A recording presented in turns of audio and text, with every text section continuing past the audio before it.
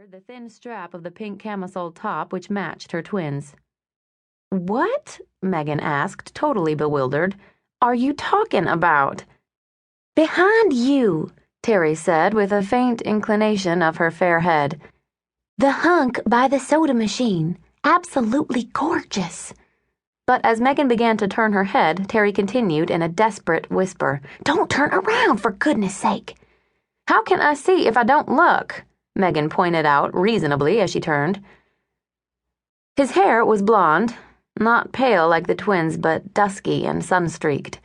It was thick and curled loosely and carelessly around his face. He was lean, and the jeans he wore were well faded from wear.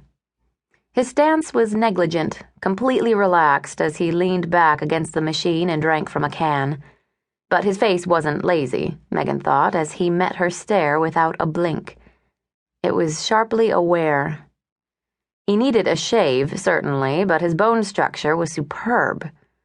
There was the faintest of clefts in his chin, and his mouth was long and thin. Normally, Megan would have found the face fascinating, strongly sculpted, even handsome in a rough-and-ready fashion. But the eyes were insolent. They were gray, as the twins had stated, dark and smoky, and, Megan decided with a frown, rude. She'd seen his type before. Drifters, loners looking for the sun and some fleeting female companionship. Under her bangs, her eyebrows drew together. He was openly staring at her. As the can touched his lips, he sent Megan a slow wink. Hearing one of the twins giggle, Megan whipped her head back around. "He's adorable," Jerry decided. "Don't be an idiot." Megan swung her hair back with a toss of her head. "He's typical." The twins exchanged a look as Jerry started the Jeep's engine. "Too choosy," she stated.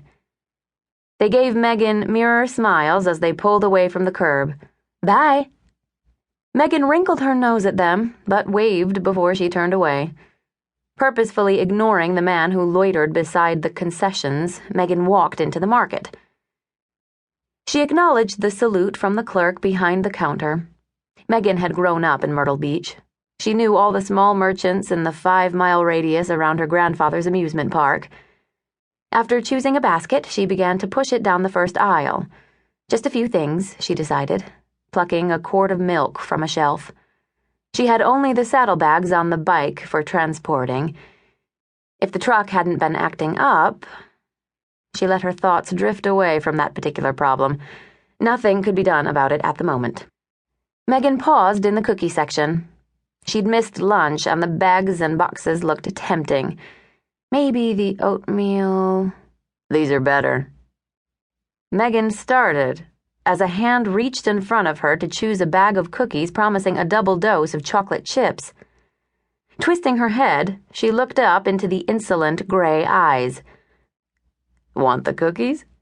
He grinned, much as he had outside. "No," she said, giving a meaningful glance at his hand on her basket. Shrugging, he took his hand away, but to Megan's irritation, he strolled along beside her. "What's on the list, Meg?" he asked companionably as he tore open the bag of cookies.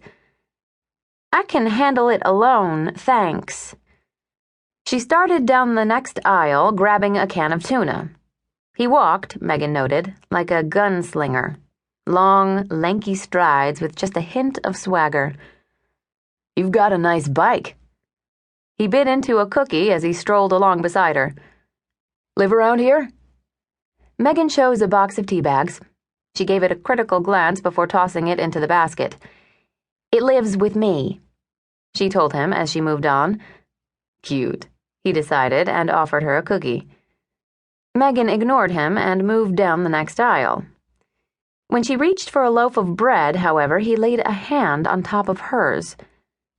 "Whole wheat's better for you."